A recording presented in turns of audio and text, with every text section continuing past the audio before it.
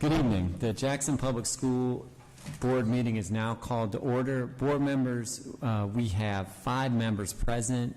We have Mrs. Thompson, Ms. Hilliard in the boardroom, as well as myself, and we have Dr. Luckett and Dr. Hairston on the line. Mr. Figures will be joining us momentarily, and Mrs. Johnson is not able to be here with us this evening. We have all had an opportunity, therefore we have a quorum. We have all had an opportunity to review the agenda. Is there a motion to adopt the agenda as presented? I so move. Second. Mrs. Thompson has moved. Ms. Hilliard has seconded. All in favor? Aye. Aye. The motion carries. Next, we have all had the opportunity to review the minutes. Is there a motion to approve the October 4th, 2022 regular board meeting minutes? I so move. Second. Ms. Hilliard has moved. Mrs. Thompson has seconded. All in favor? Aye. Aye.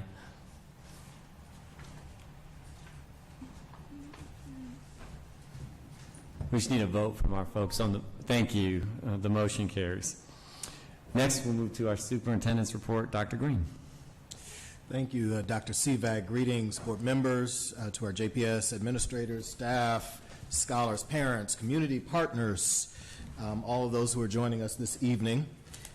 Thank you for being with us. We'll begin, as we typically do, with our video highlights reel from the instructional television team.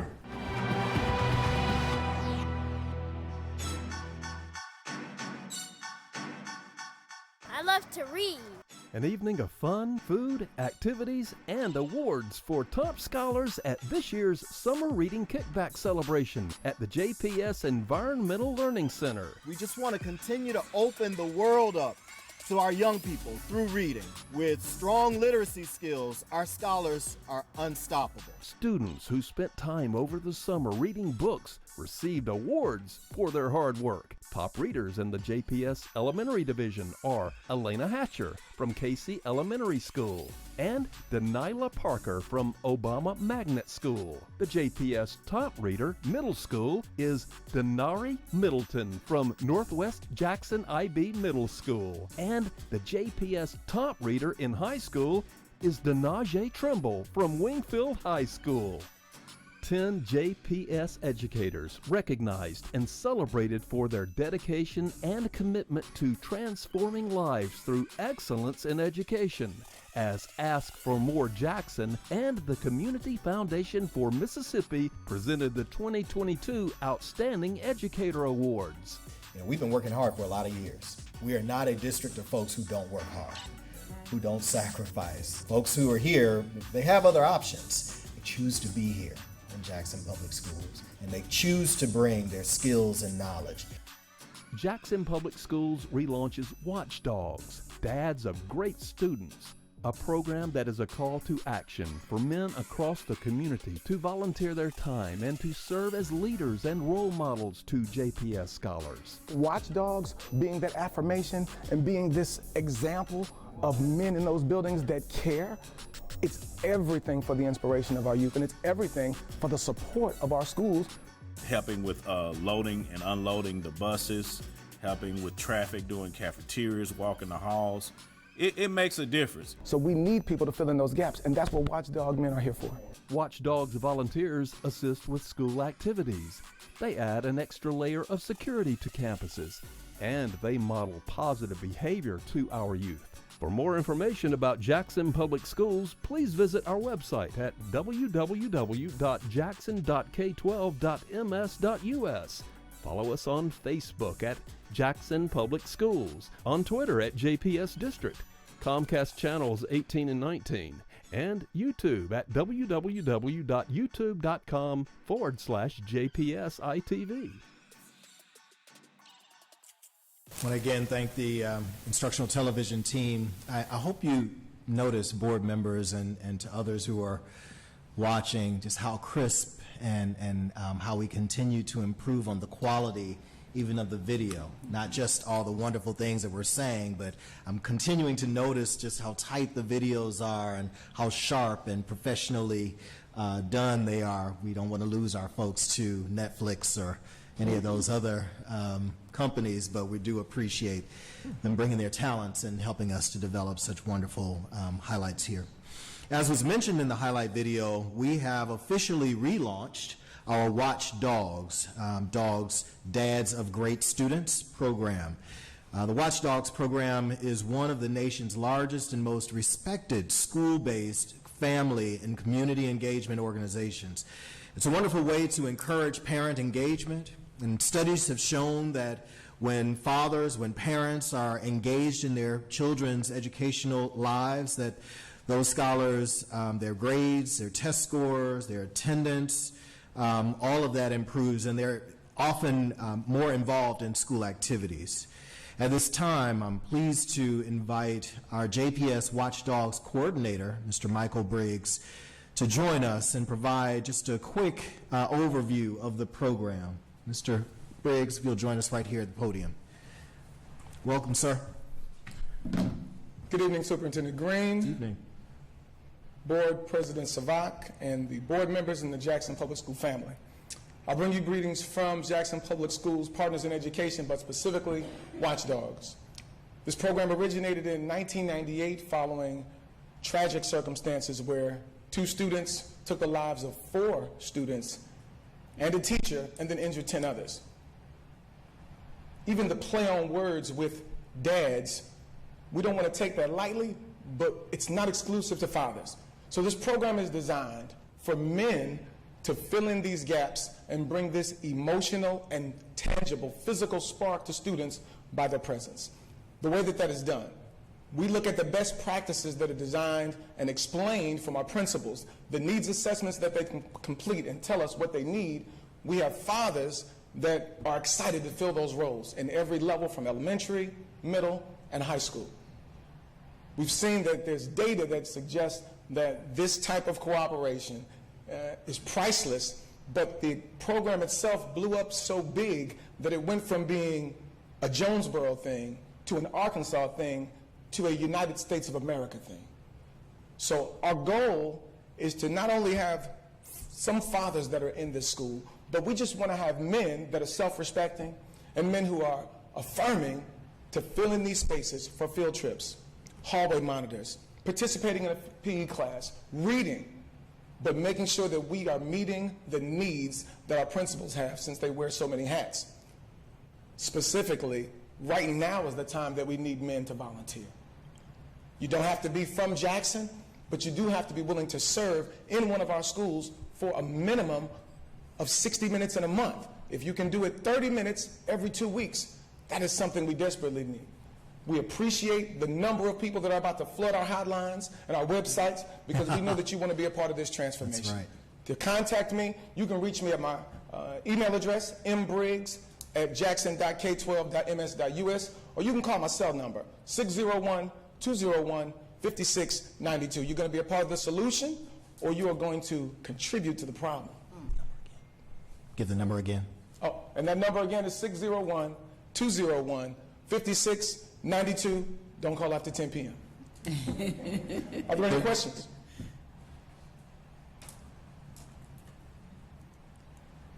No questions. Well, Mr. Briggs, again, we want to thank you for taking this on. Mr. Briggs, some of you may know Mr. Briggs is an educator. He's one of our teachers, and so brings that wealth of experience and knowledge of engaging scholars, but also engaging families to this role. And so we're just so pleased to be relaunching the program. Wonderful to see the engagement that's already happening, the interest that's already been shown, but we know that we'll continue, and we know that we'll continue to grow that. Do want to name, I believe we've gotten this question at least once, from moms or mother figures. Can they become a part of Watchdogs? This program is specifically to encourage and support dads to engage in our schools. But some of the same things that we would be asking of dads to do through this program, moms can do in schools. So coming up to volunteer at the school, helping to greet scholars, helping to monitor, read to scholars in classes, et cetera, et cetera. These are not things that only dads can do in our schools, but this program is specifically encouraging our dads to engage with us in schools. Correct? Just to bring support to what you're saying, We are not shunning or putting a football stiff arm on any moms. I've been to a couple of the PTSA meetings, and honestly, they look like an empowerment mom society. There are so many active women, and the nurturing and the power that you bring is priceless. What we're saying is now we want to activate and then deploy these men so that we can co-partner and collectively co-parent in a very productive way. So this is not a slight against moms because you've been doing this. We got a lot of super mom dads that wear 2 labels, and we appreciate you, but we really want the men to step up and fill those roles because many hands lighten that load. And that finger is going to get my attention, but that fist, that's going to sit me down. And that's what we want to do to a lot of the drama that we're dealing with and a lot of the social ills that are hurting our schools. So when we put that collaborative effort together, that's where we're going to see the power. So it's love for the moms, but we really want to bring in these men. We thank you. Thank you, sir. You're welcome. Now it's time to get my little one to the house for dinner. Yes. Go be a dad. We appreciate you. We're super excited about this relaunch of the Watchdogs program. In my 30 years experience in education, I know the power of parent engagement. I know how my classroom as a teacher shifted with parental engagement. I know how the school that I led shifted as parents were engaged in really meaningful ways, and working across districts, it's priceless, as Mr. Briggs has said. So we're excited to see that program take flight and to see the benefits of the increased engagement. And now, a note to our parents, to all of our parents who may be listening or joining us. Parent-Teacher Conference Day is this coming Monday, October the 24th. We ask that our parents please contact their child's school to schedule a time to meet with their teachers between 10 a.m. and 6 p.m. And while obviously parents can show up, we want to encourage them to actually schedule time so that they're not having to wait as long, and we can have some order in that. And so we definitely want to encourage parents to schedule time with their teacher, their child's teacher. Parent-teacher conference meetings. This meeting is an opportunity for parents, obviously, to discuss their child's progress academically as well as socially in the classroom, to express and discuss the expectations that are held in the classroom. To our parents, here are just a few things to note for the parent conference or the conference with the teacher. Obviously, we want to encourage you to ask about your child's academic progress and their growth based on classroom observations, testing data, assessments that are in the classrooms, if there are portfolios that are being collected, classroom or homework assignments, asking about any and all of those things, the children's writing, all of that. Enrichment or intervention strategies that are being utilized or that might be needed, either to stretch their child if they're already performing well, or if they're struggling, kinds of things that we might do in partnership to support them in getting up to and above grade level. Any issues that might be interfering with their child's learning. Could be something like their eyesight, another child in the classroom that they pay attention to outside of the teacher, their seating assignment, any of those sorts of things that that either the teacher might support with or that we as a school system might support the family with in encouraging and increasing the child's success in the classroom. And then lastly, any activities or strategies that we might partner on so that the learning can continue at home. There's several things that we can support and suggest to parents to extend the learning, whether it's reviewing vocabulary, ensuring that scholars are reading at home, studying any notes that they may have taken, previewing a chapter, reviewing a chapter if it's already been done in school, many things, counting, building, all kinds of activities that teachers can recommend. We also have some information under the Parent tab on our website. If they will go to our website and click on the Parents tab, there's even some Mississippi Department of Education guides that we have linked there so that parents can look at those, and that too can help to inform any questions that they might have when they go to the conferences on Monday. And we do encourage all of our parents to participate in the parent-teacher conferences. As a reminder, this Friday, October 21st, this Friday, is fall break, and all of our JPS offices and schools will be closed. No school for students. All of the offices and schools will be closed. Parent-teacher conference day, again, is Monday, the 24th, from 10 a.m. until 6 p.m. at all of our JPS schools. There will be no school for scholars on Monday. No school for scholars on Monday, so we don't want any confusion with that. And lastly, board members, very pleased to have Roy Decker of Duval Decker Architects joining us this evening. He is joining us to share a status update on the comprehensive land use study. As you know, we've engaged Duval Decker to lead this work and to help us to better understand our property assets and to guide our thinking and planning for the highest and best use of our property in JPS. This includes our school buildings, the land on which our schools are situated, as well as other property that the district maintains, including our 16th section properties. At this time, Mr. Decker will join us at the podium to provide just a brief overview of what has been accomplished and where we're going next. Mr. Decker. Thank you, Dr. Green. President CVAC, board members, the JPS community, thank you for entrusting this bit of work to us to help the scholars and students of JPS and the teachers and the staff. There we go. This is all about the students, and it's all about the communities, and the work that you already have done to optimize the school district in the face of declining population. Since 2010 and 11, the school district has lost over 11,000 students.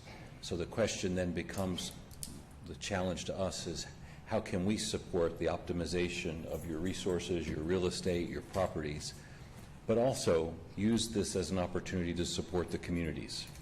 So we have a double charge, which is to understand the inventory of your properties, to analyze them, but also to then talk to the communities and see how this work and how these facilities and properties can strengthen the district and contribute to the health and well-being of the community. So this is the beginning of a process that is flowing from the optimization for equity that you've already started. While our charge is to chronicle the conditions and the assets of the entire district, we are focused on the inactive schools. There are 10 right now that you've identified. You went through a very clear process of engagement with the communities to optimize the attendance and the educational experiences for the students and scholars.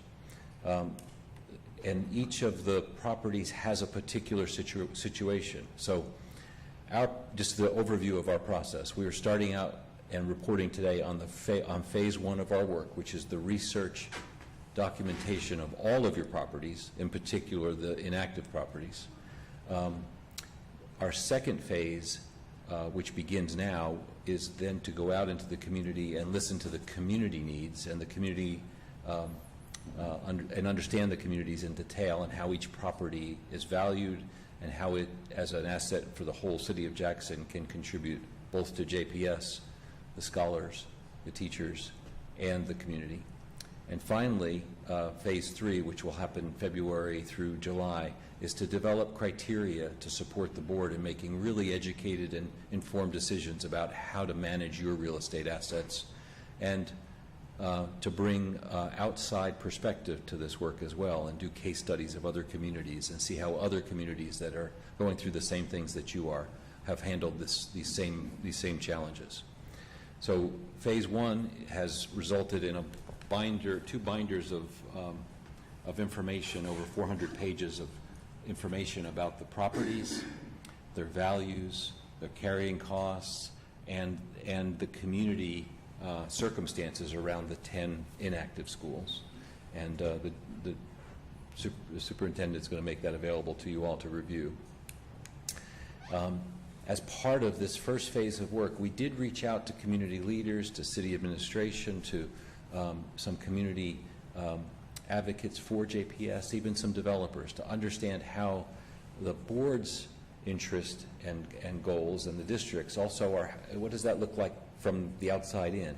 And we found great alignment. We found no one actually thinking that the goals should be any different, other than to support the children, the scholars, support education, to ensure that the sustainability of the district is foremost and achieved, and to respect the communities and their history and their circumstances. So there's more work to be done here and more community engagement to happen in this next phase. So this is an important slide. I want to give you a sense of the magnitude of the holdings. Jackson Public Schools has 52 active schools encompassing over 3,600,000 square feet of space on 1,146 acres. The inactive schools are 10, 551,000 square feet on 130 acres. There's supplemental properties like the downtown properties and like other properties that are in use but not actively supporting the education mission. There are 22 separate properties, over 800,000 square feet on 161 acres. And then there's undeveloped properties, vacant lands. There's 15 of them for 381 acres. All totaled, you have 100 and then of course the 16 section land and 1,712 acres. All totaled 107 structures, over 5 million square feet of buildings, and 3,631 acres of land. So this is a very large real estate portfolio, and we want to support you in thinking about how to manage all of the opportunities, all of the challenges, and also make sure that we're contributing to the betterment of Jackson and supporting of the scholars and the educational mission of the district. So we've done a lot of work. We know where all the schools are in relation to the council wards. We know where all the neighborhood associations are, and this is part of our next body of work, is to really reach out and talk to the communities about the schools, the circumstances, and their vision for the schools. We know where the inactive schools are, and we've studied them in more detail, and you'll see that in the book. I'm going to go through one really quickly just to give you a sense of the depth of the work. But we studied household income, race and ethnicity, home values, land use, real estate activity, and affordable housing, and we looked at jobs and employment and those kinds of things too for each of the inactive schools. These are the 10. I'm not going to go into them in detail, but I'll just share with you the structure of the document that you can see, and you can look at each one. Each of the schools, well, first of all, this image represents the way in which we built an inventory of all the school district's properties. So you'll see this kind of image, location, size for every property. And then for the inactive schools, we studied them in more detail. We studied them in a small area around the school structure and then a larger area to understand the context of multiple neighborhoods and how they come together, so that we have both a micro understanding of the circumstances and a little bit of a macro comparison. So you'll see the small study area, the large study area, and also in comparison to the city of Jackson. So demographics, the site context, land use for the large study area, and then zoning for the small study area, really understanding the kind of social, economic, and real estate infrastructure as we look for how to repurpose these facilities. What are the amenities nearby? What are the institutions, the churches, the other schools, other food service and groceries and hotels? And then finally, market segment information about each of the properties. So for the inactive schools, you'll see a fairly deep dive into understanding these are numbers, but they really describe the living circumstances of the people and families in these neighborhoods. And history. We did look at the schools, and we wanted to understand each of these buildings, all of your schools have a story, have community members that have lived with them, have family members that have graduated from them, and they all tell a story about JPS, the city of Jackson, and Mississippi.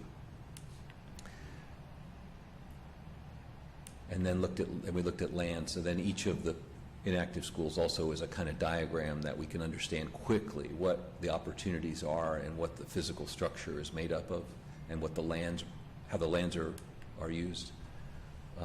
And then material structure, floor plans, measured drawings. All this will become valuable in the next phase of work as we begin to analyze the opportunities and constraints for each of the properties. Next steps. So phase 2, we need to take all of the research we've done, analyze it, look for opportunities and constraints, look for community input, a lot of conversations and community engagement. We're going to benchmark everything we're doing in relation to how other communities have handled these issues and what strategies they have employed. We're going to look to outside developers and outside development opportunities for guidance, and then develop a kind of understanding, financial understanding of each of the properties and the opportunities that they present. Phase 3 will come after that, which will be the development of key development strategies and guidance for the board, how to measure and how to evaluate whether a proposal, a lease, a partnership is valuable or not, and then how the legal structure that is allowed in the legislature allows you to participate or not participate in developments or opportunities. All of that is with the knowledge that we want to use these properties to the benefit of the communities, but also to help the financial stability and sustainability of the district. And then create a plan and an outreach program for bringing these properties out into the community for disposal, reuse, or redevelopment. Some of the cities that we're looking at right now, Kansas City, Philadelphia, Pittsburgh, St. Louis, Birmingham, Little Rock, we've added to the list. Each of them have gone through similar reductions in population. Each of them have optimized their properties and have created some inactive schools, and each of them have had different levels of success in repurposing those properties with community input. So we're beginning that research in our next phase, where we're bringing those kinds of opportunities and lessons for the board to consider. Thank you. Before we see if you have any questions, board members, so 2 things. One, with regard to the engagement, we'll come back to you with a clearer sketch of the engagement opportunities as we're thinking through how to basically go on a roadshow around the city in various neighborhoods, certainly connecting with neighborhood associations and that sort of thing. We're thinking that's probably the best kind of tie-in to communities, but we'll come back to you with some clearer kind of structures around that as we have a better sense of that. That's one. The second thing, there's, hopefully you gathered from this presentation, there's so much information here, and so much information that that we have to be careful about handling it, especially as we're thinking about potential, these are our assets, and potential sale or lease or what have you. We've got to be mindful of how we handle this. So we're maintaining confidentiality of this report. As board members, we will make them available to you as often, whenever you'd like to come and sit and just kind of pour through the text in that. We'll create those opportunities for you. But we're not releasing this information publicly, again, because of the nature of the information there.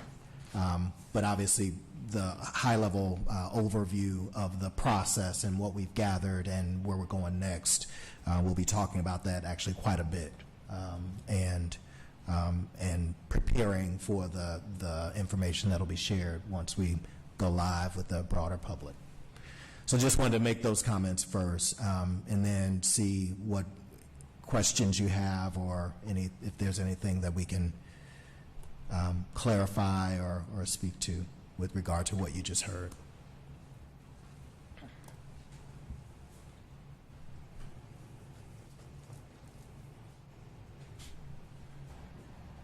I'll start.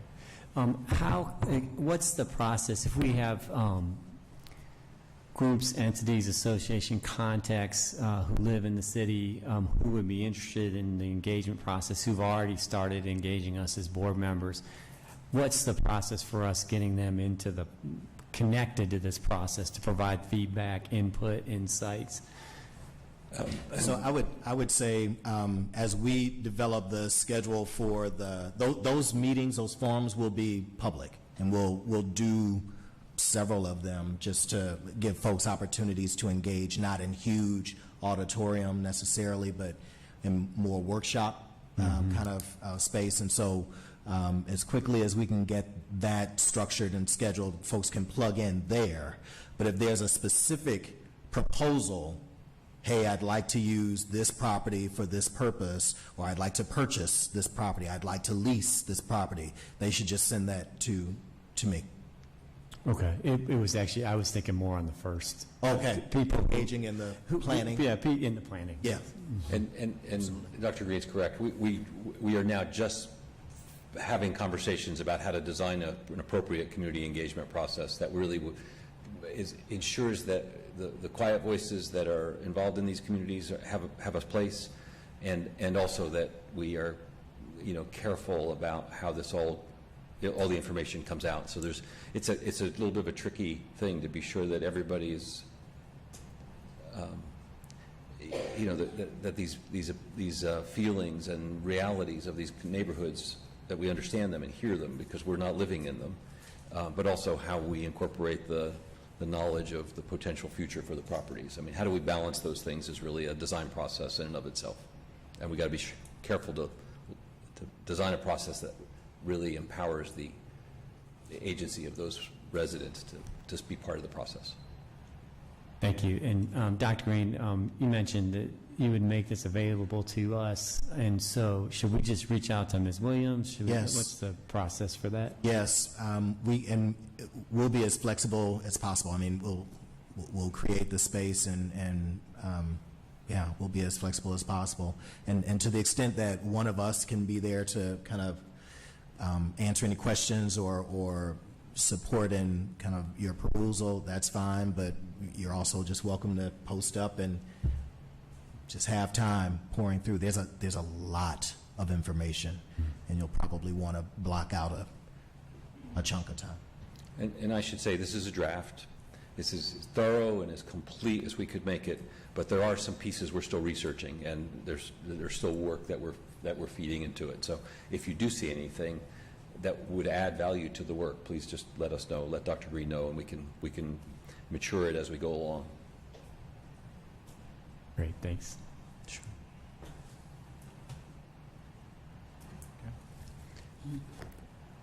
Well, if there's no other questions for you right now, Mr. Decker, we appreciate you for joining us this evening.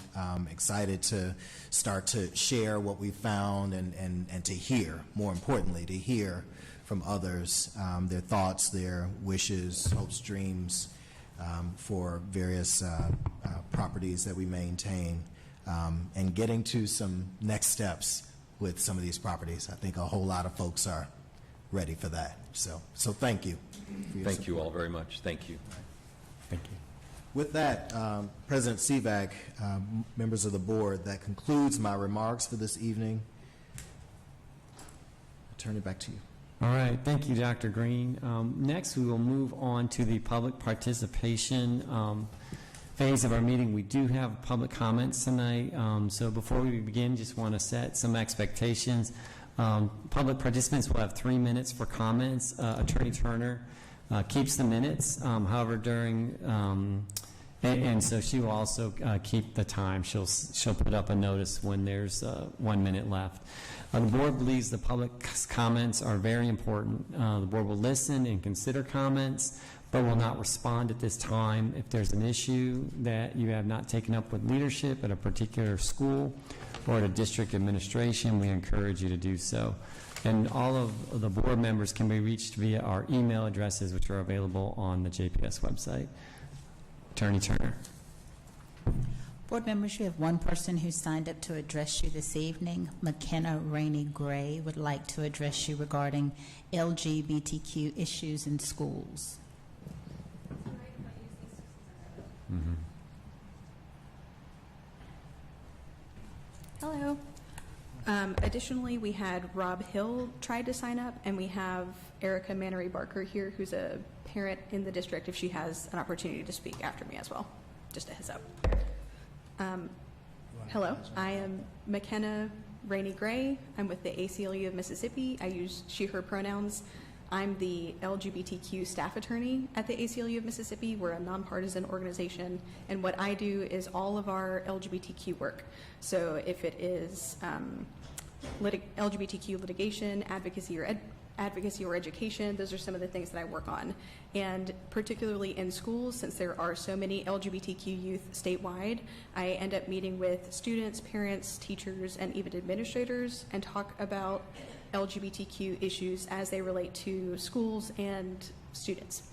So when I talk to parents and students, I discuss the advocacy tools that they can use on their own, in their own schools, to try and achieve some of the remedies that they might want, student rights, and any legal remedies that they might have available. When I talk to administrators and school boards, I can provide LGBTQ and trans-affirming policies that you can consider enacting to make your school board, school district more LGBTQ friendly.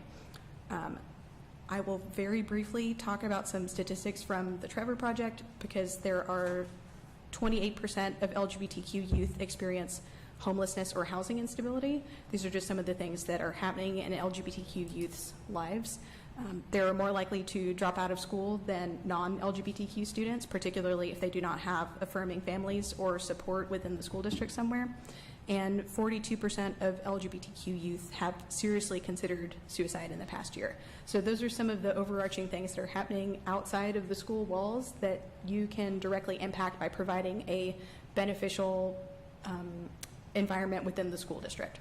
So what I hear when I talk statewide and to JPS students, I talk about, I hear about bullying and harassment of LGBTQ students, particularly trans students.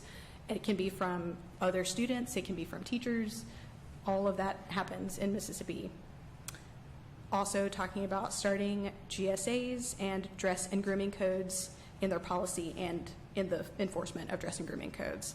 Some trans-specific issues like using trans students' affirmed names and pronouns and their bathroom access is also something that we talk about.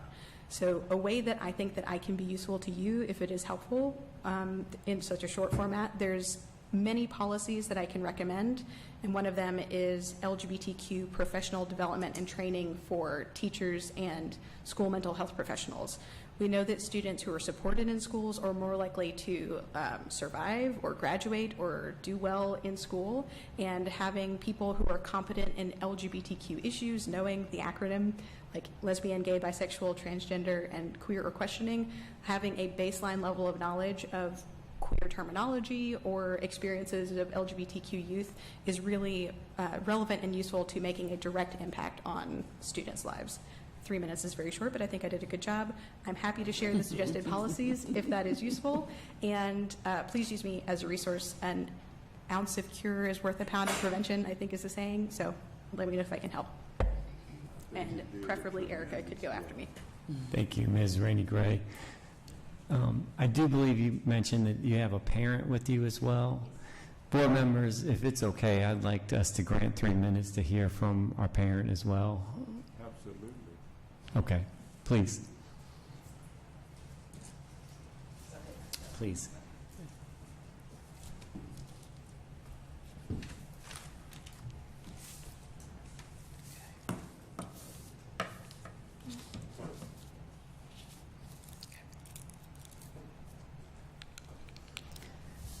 Good evening. Thank you, Dr. Green and the board, for giving me this opportunity just to speak briefly to you.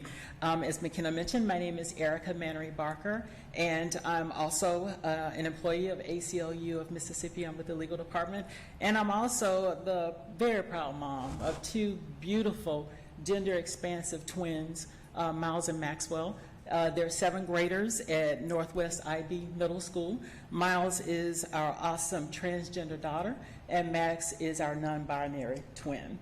And what I wanted to just speak to you guys tonight is Jackson Public Schools holds such a very special place in my heart and the heart of my family.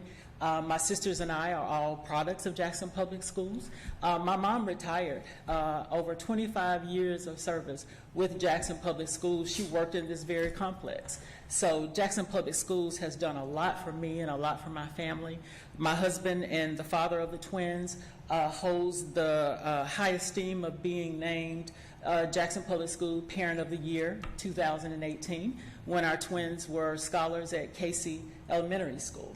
So if I am bragging a bit on JPS, it's because it is well deserved, and Jackson Public Schools means a lot to us. I wanted to just offer a few remarks regarding what it's like to be a parent of a transgender twin and gender expansive kids. As McKenna touched on, there's bullying, there's misgendering, name calling from other students, and shockingly from some adults. Okay, we wouldn't expect that, but that exists. My twins are just merely 2 of the many, many queer kids that are scholars with Jackson Public Schools. They happen to be openly expressive, and the reason why they are is because my husband and I, my family, have created that space for them to be able to thrive and feel comfortable. That's not always the case with a lot of kids who are queer and who are wanting to transition openly at school. Something seemingly as simple as being able to use the appropriate bathroom. It doesn't seem like it's a big deal, but guys, it is. You know, it could be quite traumatic. And I recall an experience with our twin Miles with going through a whole bunch of stress and trauma from being forced to use the boys' bathroom and feeling a great bit of shame. Now, thankfully at our school, Northwest, we love our school, we love Mr. Culver. Arrangements were made for Miles to be able to use a bathroom in the administrative office, but you know, that still doesn't quite meet the mark, because now we're dealing with Miles being stressed out with, well, Mom, I feel separated from the other kids. So I know that it's a process, and I just wanted to come before you today and to speak about maybe possibly opening some dialogue and having some conversations about fostering safe spaces for queer kids and for parents to be able to come and feel like they're being heard and where they can ask questions and feel supported. Again, thank you guys for your time. Thank you, Ms. Mannery Parker. We appreciate you being here this evening. All right, board members, we will continue to go on with our agenda. And we are on to board member reports. Board members, we actually have 3 things this evening. The first 2 are announcements, Ms. Williams, so we can pass out the materials. The first is it's annual review time for our esteemed superintendent. And so that's okay. So Ms. Williams is going to email out the rubric tomorrow along with the timetable. The timetable, we're going to ask that all board members have responses in by November 1st, and she'll send out a reminder on October 28th. Attorney Turner will have all the responses compiled by November 11th, and then we'll receive those as well as Dr. Green on the 14th, and we'll discuss that we'll have the annual review conversation on December 6th, first board meeting in December. So that's that. That will be done in an executive session. The next is thank you all for responding to the request to schedule the board retreat. The 3 themes are funding, facilities, and academic programming. So again, it'll be a full day. Appreciate the quick responses, but also getting this done in December. I know it's a busy time, but it'll give us more time to carry out the plan that comes from that day. Last but not least, it is also the Mississippi School Board Association legislative survey time. And so thank you all for filling it out. I know we've got to come up with our plan to submit responses. And so, Ms. Williams, thank you for compiling the responses. The chart in particular was really helpful in prepping for this part of the meeting. Board members, what I would like to do is, if you've got and Ms. Williams, could you email it to Dr. Luckett, Ms. Johnson, and Dr. Hairston so they have it? I did. You did, great, thank you. Okay, so board members on the phone, we're gonna walk through the charts, and what I'd like to do is, I think the approach to what we've done in the past, I think we'll continue, is if we can arrive at a consensus or no opinion, then we'll go ahead and answer that one. If there's split votes, if there's a board member that wants to discuss that one and advocate for a position, we can do that. We can also move on from it and cast it as no opinion, or leave it unanswered on the survey. So before we begin, any thoughts or amendments to that approach? Okay. All right, so the first question, it seems like it would be okay to answer in support of it. It's legislation that would increase school board member compensation, largely supportive or no opinion. Any issues with flagging support for this? Okay, hearing none, we'll flag that as support. Next, there was a request or a consideration of legislation that would establish board member salary based on student enrollment. We both had some people who were actually a good number opposed, a good number of no opinion, and just a small number supported. My recommendation on this one is we leave it blank given the division of the votes. Any comments or thoughts on that? Okay. Move on to the next one. Was unanimous support. This was legislation that would require all school board members to be elected. There was unanimous opposition to this, so we'll flag that as opposition. The next one is legislation that would restrict local control of school boards. There was unanimous opposition to this as well, so we'll flag that as opposition. Next, there was consideration of legislation that would provide incentives to teachers to remain in education. There was unanimous support for this recommendation. And next, we have legislation that would provide incentives for school districts to move to a year-round calendar. Again, we had a majority that supported, some opposition, a good number that had no opinion. Again, my inclination is with unless we're unanimous or no opinion, that we leave it blank. Any thoughts, or does anyone want to advocate for that one? Okay. Next is legislation that addresses school board member misconduct. This was majority of board members overwhelmingly supported this. There was also a slice of board members that didn't have an opinion, so based on that, I would recommend that we support. Likewise, the next one is legislation that will require local school board to formally adopt a code of conduct for board members. Again, majority support or no opinion. There was no opposition, so I'd recommend we support. The next three were also unanimous. So the first was legislation that would change public education from average daily attendance to total enrollment. Fully, again, unanimous support. Legislation that would fully fund the public education funding formula known as the Mississippi Adequate Education Program. Unanimous support. And legislation that would create a structured statewide approach to quality early childhood education. Unanimous support.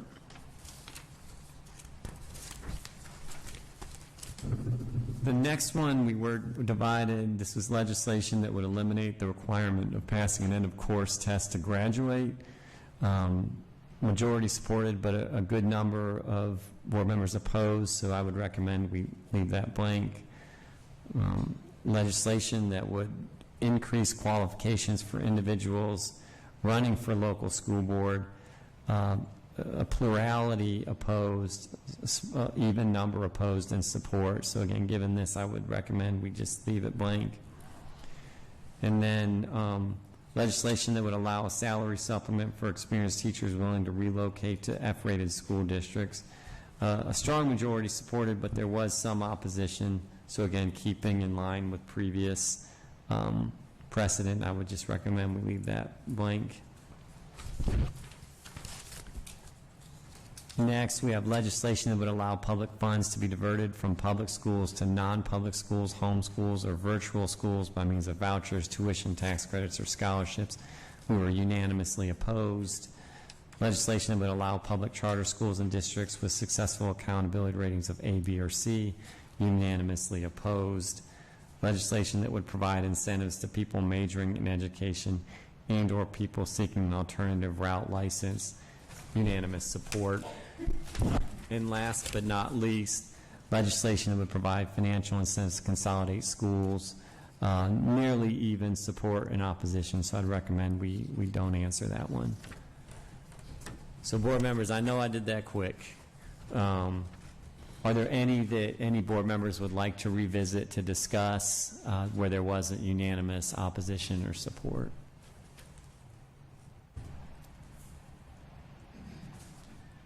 Okay. Hearing none. The other part of the survey, there are questions around top priorities for the district. What are your board's top priorities for the legislative session, or what are the top issues currently in your district? There were some common themes reading through the responses, and those common themes were around funding, fully funding of the adequate education formula. So I would actually recommend we include that. Nearly every board member included that. There was a good number of board members that also included support for districts managing aging facilities. So I recommend that as well. And there was also a number of board members that included requests for supports for teacher recruitment as well. And so, you know, maybe as we list our top priorities, my recommendation would we include those as our top priorities. I'm open to others, or if we're okay with that, we can list those. Any amendments, comments, suggestions?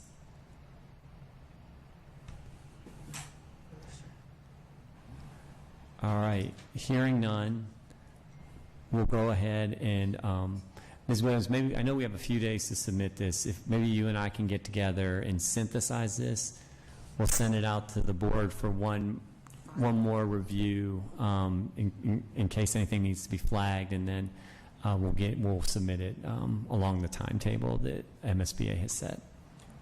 All right. Thank you, board members.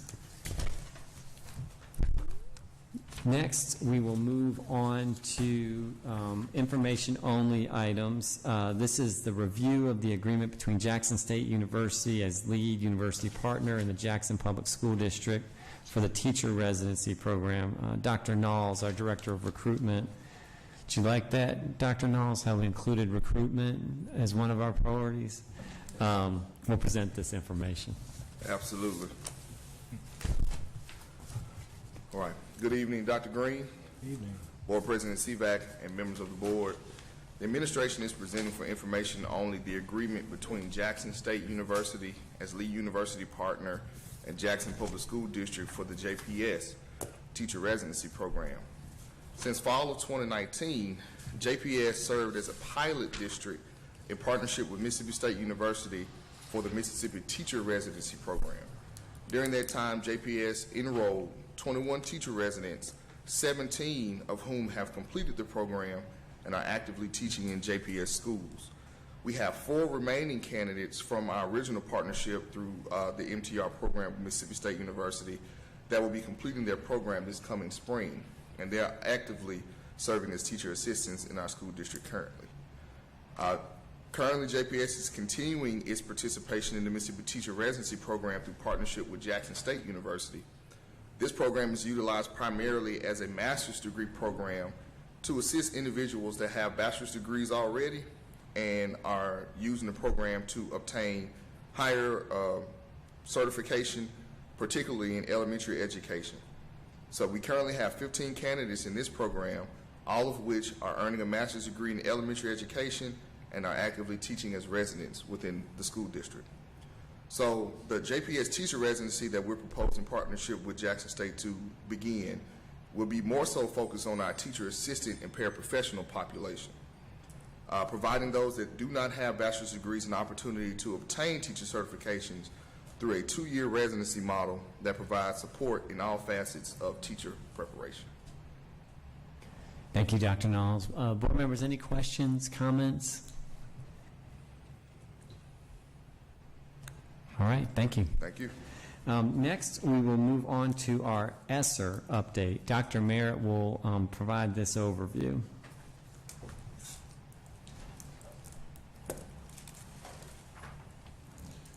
Great evening to Dr. Sivak and Board of Trustees, Dr. Green, and JPS family. I'm happy to provide an update on our ESSER funds for Jackson Public School District. As we allocated our funds, we can derive that our goals in spending the funds are as follows. One, we were to become a one-to-one district, and this was a first priority that we did with the stimulus funding. The second thing was to address unfinished learning. Now, in the law, you will see not unfinished learning, but learning loss, to address learning loss. But over the past couple of years, educational practitioners have decided that unfinished learning is a better term than learning loss. So you will see that in our presentations and things that we, when we state that we're addressing instructional support for our students. Additionally, professional development for instructional staff, well, certified and classified staff, the funds, we could allow for professional development for custodial staff as we were trying to prevent the spread of the coronavirus, and so professional development funds could be used to provide professional development for that purpose. And so the next bullet is just anything that's associated with that. That's equipment. We did disinfectant systems and things of that nature. So anything that would help us remain in person and learning, we use those funds for those purposes. Also, budgeting for HVAC upgrades and replacements in all of our buildings, and the construction of outdoor learning spaces, as you will see, various restroom upgrades and classroom expansions at several of our schools. And so our first allocation was ESSER 1 in the sum of $12 million. You are able to see all of the allowable activities that we were able to expend these funds on. The deadline, of course, to expend these funds was September 30th, 2022. And I'm going to just incorporate one of Dr. Sivak's questions that he asked was how do we do with spending the funds? We did spend everything but $1,700. Actually, one of our bids came under what we expected, and so we were able to journal entry some of those funds to pay for some additional things, but we were left in the end with around $1,700. So we're very proud. Of course, we wanted to spend it all, but to spend that $1,700, we're very proud to have. To leave $1,700 on the table was not bad at all with the amount that we had. You can actually see and how I did the budget, and if you're able to, go into MCAPS, the system where we have our plan, which is a public-facing system, you can see where we kind of budgeted our money. And with staff salaries, again, professional services, and these professional services include consultant services. And so when we talk about our consultants that are providing job-embedded professional development in schools, you can see a lot of that went there. You see connectivity, and I want to just note, in addition to the connectivity, you don't see a lot expended here, but remember there was another legislative allocation that went to technology that was managed by our technology department. And so a lot of what we did with connectivity came out of those initial funds as well. We did support teacher certification in addition to purchasing materials and supplies. And so PPE is divided into two categories. Mask is one category, and then sanitation, or the materials that we use to sanitize, is another category. But we spent that, and then, as you can see, devices for scholars and staff. And again, and I'll talk more about the salaries in ESER 1. We did a number of after-school programs, instructional planning. And so another thing to remember, while we were virtual, there was a team that came in and planned and helped and assisted in the development of instructional packets and things of that nature. And so all of that is included in there, in addition to stipends and compensatory services. And so this is something that was done through SPED in order for those students that needed additional services. We paid for compensatory services out of that. Again, you can see outlined in the specific categories of where we spent a lot of our funds. Of course, we did pivot to purchasing digital textbooks with ESER 1 funds, and so you can see a good amount of funds went there, as well as other software programs. Let me see what else I want to pull out here. Okay, so in addition to this with the purchase services, and you see an internet provider on here for private schools. So in ESER 1, we had to administer equitable services, which means that our private schools receive a proportionate share of funds. This was only done with ESER 1. It was not done with ESER 2 and 3. Those funds went directly to the private schools. And so we treat them just like they're one of our schools because we administer the funds. But for your information, we just, out of all of the private school funds, it was roughly $220,000 that was allocated to private schools out of this $12 million. And of course, something that was very innovative that the Teaching and Learning Department did was allocate funds for field trips, and you'll see this in ESER 1 and ESER 2 to go to our Environmental Learning Center to experience science lessons there. And of course, you see the indirect costs there as well. In ESER 1, you can take a restricted rate, which is a lower rate of indirect cost, or you can take an unrestricted rate, which is a higher rate, which is the amount that's eligible to come to the district, less the equipment cost, or what we call the 700 cost. So when you look at the line item for equipment, you can pretty much deduct that amount overall from the 12 million, and those funds are what's eligible for indirect costs. And I believe the indirect cost for ESER 1 was roughly around 5% or something along those lines. Okay, so with ESER 2 allocation, initially it was 47 million. The state came back and allocated an additional 2 million, and so we received an overall allocation of 49 million. In addition to the allowable activities that were identified in ESER 1, there were a few more that were permitted, namely school facility repairs and improvements, inspection, testing, maintenance, repair, replacement and upgrade projects to improve the indoor air quality. And so we did budget funds in those areas in order to, again, the rule of thumb that we were using when we got to ESER 2 is anything, you can use the funds for anything that prevent, let me see, PPR. Prevent, Scott, help me out. prepare, or respond to the pandemic.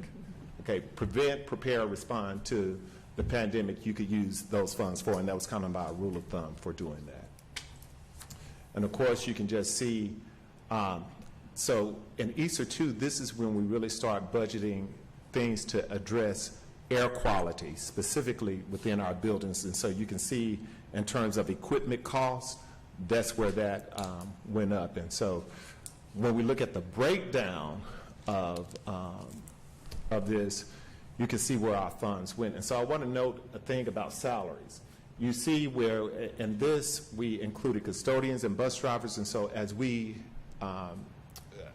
provide our after-school programs, we also are paying for the salaries of these individuals that help provide services. Also, fringes are included in the salaries, and I want to note that, which is roughly between 32 to 35%. So that's something we definitely want to note. Some of the activities really repeat again. We have been doing our lead partner support out of here, after school and summer school programs, in addition to our enhanced activities that we're doing after school that you all have recently approved. And so we're doing a number of things to support our scholars. You note that in this, we began to identify and allocate funds, and you will see this in ESER 2 and ESER 3 for transportation. And so I think we're up, I know we reached the mark of purchasing at least 30 buses for our district, and Mr. Williams, Mr. Burke did mention, provide an update on that last week. Again, we bought a number of instructional supplies, and of course we're still buying things to disinfect our buildings. And with this, and another thing I want to note with ESER 2 funds, we are doing a number of upgrades at our career and our CTE building, Career and Technical Education building. There are a variety of programs that take place there. And a restriction that you have is that although we receive federal funds for programming there, we can't use those federal funds to enhance the programming there. So the ESER dollars allowed us to expand programming there, purchase really great equipment. It hasn't arrived yet, but that is in the process. And so we really, once the equipment arrives, I definitely, that's a place I think you really need to see, because we really have been able to enhance our programming efforts and with the purchase of equipment. I'm going to hurry up, Ms. Williams.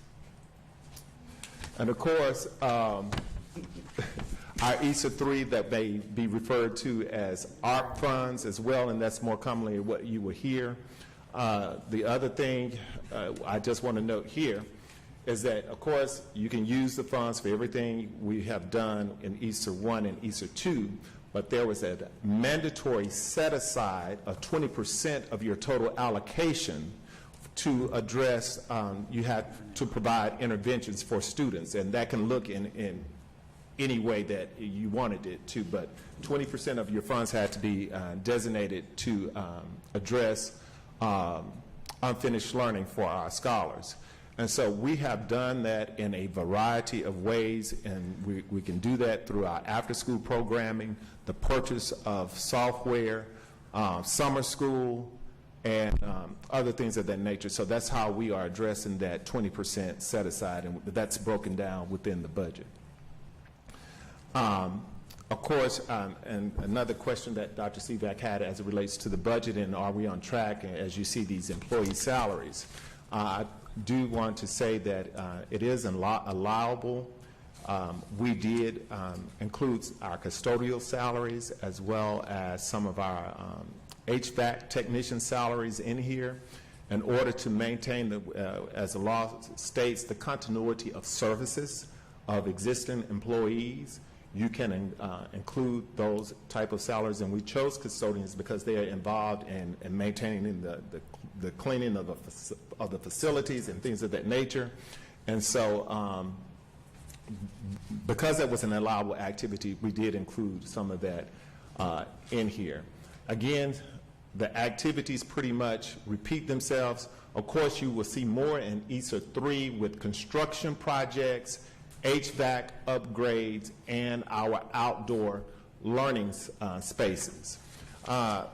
I do want to note, and when we talk about our professional services, and Dr. Cormack and his team have done a great job in planning out activities to ensure that we are expending these funds and that our teachers and all instructional staff are engaged in this process. This year, they're doing Saturday professional developments. We're looking to do an early start next year and to fund this out of our ESER dollars. And so the early start, so we're looking at starting school 5 days early for staff to provide professional development, and we will compensate them accordingly for coming back and returning early. There are a number of instructional activities and training that Dr. Cormack and the instructional team would like to do with teachers, and so in order to do that, we would like to bring them back early in order to accomplish that task, and this can be funded out of our ESER dollars. Next steps. Just we continue to refine the timeline with things, and I've worked closely not only with Dr. Cormack, but with Mr. Burke as he oversees the operations and a lot of the ESER 3 dollars that are in there. And so we have a timeline that we are continuing to refine to ensure that funds are expended in a timely fashion. And so the bidding and procuring of services for projects, that's ongoing. We are monitoring the effectiveness of the programs as we implement them, whether it's software or whatever we're doing. We are monitoring the effectiveness of those programs. Also, just ensuring how we sustain these programs and activities in the absence of ESER funds after they leave in September of 2024 is just an ongoing next step in how we do this, because we want to continue the same level of service that we are providing to our students and staff, but just making sure that we are planning ahead of time, and we have engaged partners in this process to make sure that, you know, it's not after the cliff is gone, we're not going to drop, but we have some good things in place to ensure that we maintain our focus as we're doing now. Are there any questions? Thank you, Dr. Merritt. One quick announcement, Ms. Hilliard. I failed to mention Mrs. Johnson joined the call at 5:45, so she's been with us, and just wanted to, I didn't announce that earlier, so wanted to make sure folks knew we had a full team here. So Ms. Hilliard, please. Very impressive. And when we look at all of the after-school programs that are going on and everything, you know, we can see why, you know, there's a direct tie back to the improvements that we are seeing here in the district, using this money effectively. And I think that's what we all are looking for when we look at this federal money, whether or not it is being used effectively to move on up. Yes, ma'am. I had a question in regards to some of the funds being used for maybe loss of learning, and what programming or is for truancy. Like, what do we have anything in place? Like, you know, we used to have truancy officers at one point, I guess, at some point in schools. Maybe it was when I was coming along, but attendance officers that actually go back out to the homes or into the communities to try to figure out why these students are not in the classrooms, because I know we had a loss from COVID. Like, these people have not come back into the classroom, the kids, the parents, for whatever reasons. And so is there some kind of search and rescue program? Yeah, so we do have a dropout prevention team, and which we have a coordinator and 3 support individuals. Recently, and we used federal funds to support, they participated in some professional development last week in Atlanta. However, we are we're working cross-functionally. I think that's an appropriate thing to say. In the Office of School Support, there are social workers, and so as this team, as they are visiting homes, we are working with them in case we need a social worker. If there are other things that we need to do to ensure that they need services, we are contacting them, and Dr. Scott and her team have been excellent in providing that level of support to us. And so, to your question, we haven't really identified any specific funds in ESSER for truancy, but there are other federal funds that we have been using to support the effort. And at some point, can we get some kind of report from that team as Yes, to ma'am. like where we are and what they're doing and where we're going? Yes, ma'am. So Thank you. we'll get that to you. And it maybe even a breakdown by schools, it would be good too.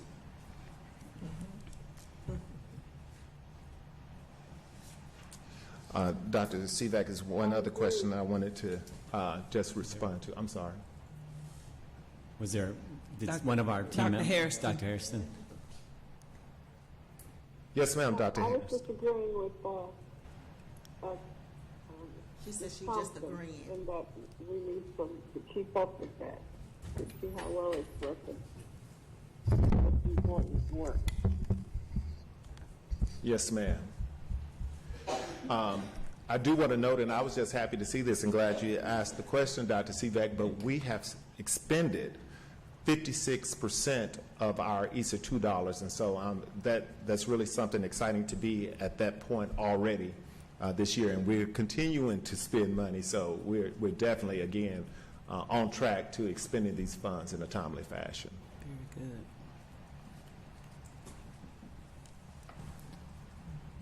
Great. Any other questions, board members? A couple of things. First of all, Dr. Murray, thank you for providing this information. I know I've gotten a number of questions about it. I know other board members have as well. So there's just some key points I want to reiterate. One is we're spending the money. And actually, that's 1A. One is we have a plan.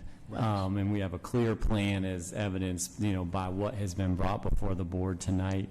And it's being implemented.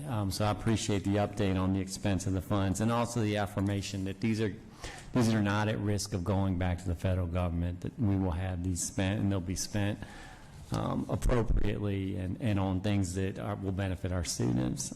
So thank you for that information. The other thing, board members, there's another resource in the information pack, and it's what's being spent on property. And so really encourage you to take time to look through that as well. Significant investments in HVAC throughout the district in multiple schools throughout the whole footprint. Again, there's a plan, there's resources, and they're outlined there. So I just want to make sure that each of us had those as well for reference. And last but not least, I really think it's an important point, as we look back over the arc of our improvement, when you have resources, significant federal resources that we're able to control and invest in our system, we can do great things. And when you have resources, leadership, and an opportunity to reset, the results are there. So I think I want to just really underscore gratitude, thankfulness to the team, and just how important this has been for the track that we've been on over the last several years. And the point I end on before Dr. Green speaks is that I want to underscore that these are reimbursable funds. Mm-hmm. We don't have 170 some odd million sitting in the bank, so as we expend the funds, we are reimbursed of these funds. So I think that's something that we want the community to know, that we're just not sitting on money, but we have to have the money in-house, expended, and then be reimbursed once our projects or activities are complete. That was the point that I'd written down. We're reading each other's minds. Yes, really important point. And not only do we not have the money, that 170 or so odd $1 million sitting in the bank waiting on us to spend, We have to spend it, we had this conversation, I believe, last board meeting about the fluctuation of our fund balance and how we borrow from over here in order to pay for this, and we get reimbursed and draw down, and the team draws down each month those funds, et cetera, et cetera. So it impacts our cash flow. And so you all know not to go, making all the ties, but annually we take out a $20 million tax anticipation note. Well, we have to do that because in November, December, we're concerned about our cash flow. And so we have that money just to make sure that we're in a good place for making payroll and all the things we have to do. Well, when we think about spending $170 or so million over the course of whatever, three years, obviously you're going to have you could have some lean time. So we have to not only plan out all the things that we want to do with the money, but also time it and phase it in a way that we're able to pay for it and then as quickly as possible get our money back. So all of those pieces have to be woven together, and for folks who aren't doing this work, it may be hard to understand why we didn't just go out and buy $170 million worth of devices and whatever else and be done with it. Well, this is why. Not to mention the fact that you don't just go purchase it. You have to submit plans. And Attorney Turner was asking about this. We went through, I don't even know how many iterations of the plans and the applications into the Mississippi Department of Education in order to get approval for our spending. And so all of that has been a part of the process, just to further articulate just how complex this is. It'd be great if we just had a credit card and could just go for broke, but that wasn't our situation. All right, thank you, Dr. Merritt. Thank you. Next, we will move to the review of the revised organization charts for the Office of Finance and Operations. Mr. Burke, our Chief Operations Officer, will share this information. Good evening, Board, President Seaback, Superintendent Green, audience. I get excited when I hear Dr. Green talk about cash flow and timing and fund balance. Taught me well. All right, so the first action, the administration offers a review of the division's new name, Office of Finance and Operations. This is in recognition of the unification of the Chief Financial Officer, the CFO role, into the Chief Operations Officer, COO role, and the revised organizational charts. Just some high points in the descriptions. Obviously, the first is the description change from CFO office to the Office of Finance and Operations. There is a title change for the Executive Director from Executive Director of Business Management to Executive Director of Business Services. I thought this was more reflective of what those services being offered to our employees as opposed to just management. It puts us in mind that we are a service support unit. Title change from the Executive Director of Purchasing Assets and Purchasing to Executive Director of Assets and Property. Just as by way of history, so when Chief Financial Officer Miller left the district, there was a gap, and then a gap in the management of 16 section property. That was subsequently also a gap in terms of David Lane and Associates' departure from the district. Mr. Fred Davis was brought back in interim fashion to fill that gap. As a retiree, he was managing the day-to-day of 16 section. So currently, that's what's been happening. He's been managing the day-to-day along with Attorney David Anders from Butler Snow. On June 7th of 2022, the board reviewed and allowed the incorporation of the Chief Financial Officer position into the COO position to provide more effective oversight of the critical functions of managing those combined organizations. The board has reviewed the reorganization plan previously under my predecessor, where they combined and created the role of assets and purchasing. And among those duties, it was in his job description to manage 16 section, but it wasn't clearly broken out in the organizational chart as a part, as a specific role. So when I came in observance of that, I wanted to make sure that that role was highlighted, because it is a revenue-producing role. It's a very important role. It has a lot of responsibilities that are just not a bullet point on a job description. So to the question that I was asked, how are things going to change in this restructuring? Under this proposed restructuring, Mr. Jackson, who is now the Executive Director of Property and Assets and Property, will assume those direct oversight of those responsibilities. He will handle the day-to-day communications with lessees, billing, notifications, collecting of receipts through his office. And additionally, to support that effort, he will pick up an administrative assistant. I thought long and hard about this. I really didn't want to add another position, but logistically, where he's positioned in this complex, it was very difficult for him to share an administrative assistant with anybody else. And that person will need to be trained to have some specialized skills in terms of writing those notices, making sure that they correspond with the lessees in a timely fashion, and keep us apprised of what's going on with those leases. So they will be the in-house support taking the calls, and allow him the opportunity to go out and do some of the field work that had been managed by others before. This is also, if you remember, I've been talking a lot about bringing a lot of those duties in-house to reduce the overall cost of managing 16 section. This will, as Mr. Davis leaves and moves into a more of an expert that we'll call on just for his historical knowledge of 16 section, that becomes an expense that moves off, as well as these outside attorney's fees associated with with Butler Snow. So this is a cost-saving measure in addition to an operational improvement and efficiency measure. So that is the recommendation. Thank you, Mr. Burke. Board members, are there any questions about the proposal?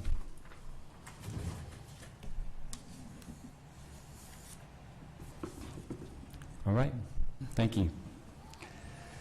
All right. Next, we have information action items. And Mr. Burke, you're right back up for the next one. It's the approval of the monthly financial report for the month ended September 30th.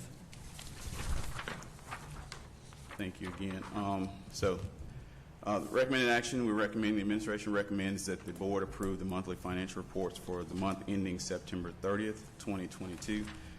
I don't really need to say a lot about fund balance or cash flow because Dr. Green has nailed most of that, but I will point out some highlights from our month, this past month. Our fund balance, we have finished closing our books. We have submitted our financial information to the state of Mississippi as required by law. We have finalized our 2021 audit, and we began audited, so unaudited, we have a fund balance of $21,913,021 in our district maintenance main operations fund. This is actually $2.2 million over our position last year, which is about 12% increase over fund balance from last year, which we're very excited about that. Pause for effect. Sir? Yes. Pause for effect. The month ended fund balance as of 9/30. Now that was at July 1. At 9/30, we have dipped down in fund balance to 13.9. This is where we get into that conversation about cash flow. So it will ebb and flow throughout the year. This is due primarily to receipts lagging expenditures by about $7.8 million. That goes to the very fine job that Dr. Merritt talked about with ESSER funds. A lot of that $7.8 million is related to our expenditures related to ESSER, and those because we're waiting on those reimbursements to come in. We're carrying that cost until those funds return. On page 8 of your overall report, the special revenue funds, and I hope I've broken these sections out by general revenues, special revenues, and the special revenue funds, the 2000s through the 2900s. Child nutrition, the title funds, all of the ESSERs, the coronavirus, the IDEA, and the other special revenues fall into that group. I made a note here to several notes. Several of the special revenue funds are showing negative cash balances. That's because the timing of the drawdowns we will carry those in negatives on our fund statements until those revenues come in. But we are covering those expenses with actual cash, so don't be alarmed when you see that.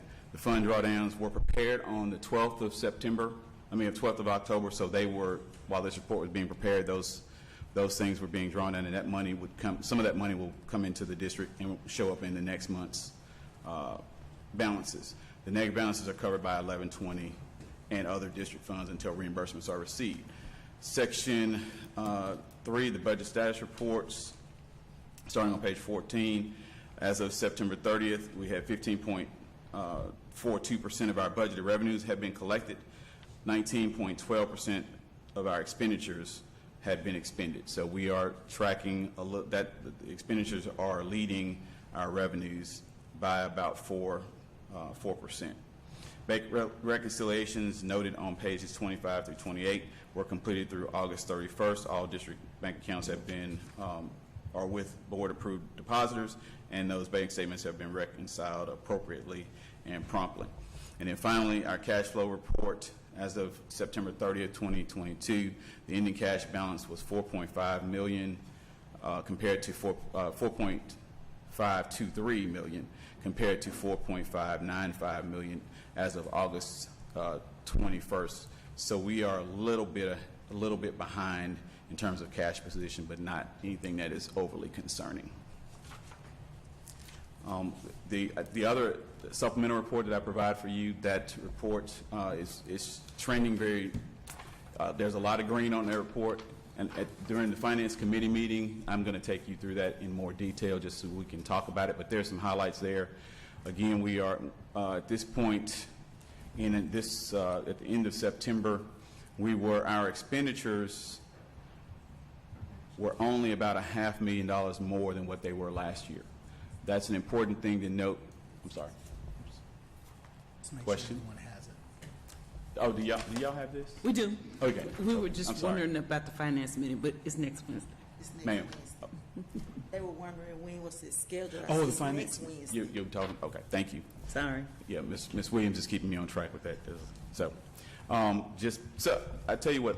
Can I just hold off on that until that meeting? I think it'd be more helpful if I could show you and walk you through it. Yes, and board members, I believe Ms. Williams has sent out a calendar invite, and I asked her to invite all the board members. Obviously, for committee members, we have business to take up, but all board members are invited and should have received a calendar invite. And during that meeting, we'll talk a little bit more about cash flow and that particular report, and talk about what makes up our fund balance, so we can really see how that plays out. So that is my report. Great. Thank you, Mr. Burke. Board members, any questions? If not, is there a motion to approve the information action item? I so move. Second. Ms. Hilliard has moved. Mrs. Thompson has seconded. All in favor? Aye. Thank you. Aye. The motion carries. Next, we have the request to approve the agreement between Flocabulary Nearpod and the Jackson Public School District. Dr. Regina Scott, our Executive Director of School Support, will provide the overview. Good evening. Good evening. Superintendent Dr. Green, Board President Dr. Sivak, board members, and JPS family. The administration recommends approval of the standards-aligned web-based program Flocabulary for use in all elementary schools. Great. Thank you, Dr. Scott. Board members, are there any questions? Hearing none, is there a motion to approve? Real quick, for the public, could you just provide a quick overview of what this is? Yes. Flocabulary is a web-based program that engages students in vocabulary instruction in all subject areas, and it uses music to engage the students. Great. And this will, which of our scholars will be? All of our elementary schools will have access. Great. Thank you. Board members, is there a motion to approve? Also move. Second. Mr. Figures has moved. Mrs. Thompson has seconded. All in favor? Aye. Aye. Aye. The motion carries. Next, we have the request to approve the Alcorn 4-H Extension Program for the Jackson Public School District. Ms. Jones-Woody will be providing the information. Okay, thank you, Dr. Sivak. Good evening, Dr. Sivak. Board members, Dr. Green, Superintendent, on behalf of the Elementary Division, we are requesting approval of the Alcorn 4-H Extension STEAM program. The program will be piloted in 2 schools, Boyd Elementary and Marshall Elementary. This program will provide laboratory experiments in the areas of STEAM education. STEAM education will challenge our students and will provide them with hands-on learning to help them understand a range of concepts through exploring and experiments in the areas of science, technology, engineering, and mathematics. Hands-on inquiry-based STEAM education will assist in laying the foundation for social and emotional intelligence, raises children's confidence, and fosters their abilities to plan and reflect. The goal also is to encourage teamwork so students can find solutions to problems, record data, write reports, give presentations, and increase students' proficiency level. A question that Dr. Sivak asked was, will this be provided for other schools? And because this is a pilot program, the future goal is to increase this partnership and make it available at other sites for the 23-24 school year, depending on implementation, increased proficiency, and student achievement outcomes. We foresee implementation at other schools in the future. Great. Thank you, Mrs. Woody. Board members, are there any questions? If not, is there a motion to approve? I so move. Second. Ms. Hilliard has moved, Ms. Figurs seconded. All in favor? Aye. Aye. The motion carries. Next, we have the Thank you. request. Thank you. Next, we have the request to approve the agreement with Jackson State. Oh, this is the dual credit. This one's been pulled. Okay. So next, we have the request to approve the agreement between Amazon Future Engineer Boot Up PD and the Jackson Public School District, and our Executive Director, Dr. Kim Smith, Executive Director of Curriculum. Is it? Teaching and Learning. Teaching and Learning, thank you. She will provide the overview. Well, good evening to President Sivak, our board members, Dr. Green, and our JPS family. It brings me a great honor to, we're recommending approval of agreement between Amazon Future Engineer Program and Boot Up PD with Jackson Public Schools. The primary focus of the Amazon Future Engineer and Boot Up Elementary Computer Science Initiative Grant is to provide computer science instruction training for all elementary computer science educators throughout JPS. The grant will serve 30 elementary school sites over 3 consecutive years. The components of this grant includes professional development workshops, ongoing modeling for teaching and coaching, curricular and teacher lesson plans, and has an online instructional coach course to ensure the program's sustainability. And this is in alignment with the Mississippi House Bill 633 for the Mississippi Computer Science and Cyber Education Equality Act. It requires all Mississippi school districts to offer computer science to all students K-12 by the 24-25 school year. And this program will impact, again, all 30 elementary learning sites, 90 teacher participants, and 8,560 students. Great. Thank you, Dr. Smith. Board members, are there any questions? If not, is there a motion to approve? I so move. Second. Mrs. Thompson has moved. Ms. Hilliard has seconded. All in favor? Aye. Aye. Aye. The motion carries. Aye. Thank you, Dr. Smith. And Dr. Smith has the next one as well. This is the request to approve the agreement between the Wilson Language Training Core Phonics RFP 2022-18 and the Jackson Public School District.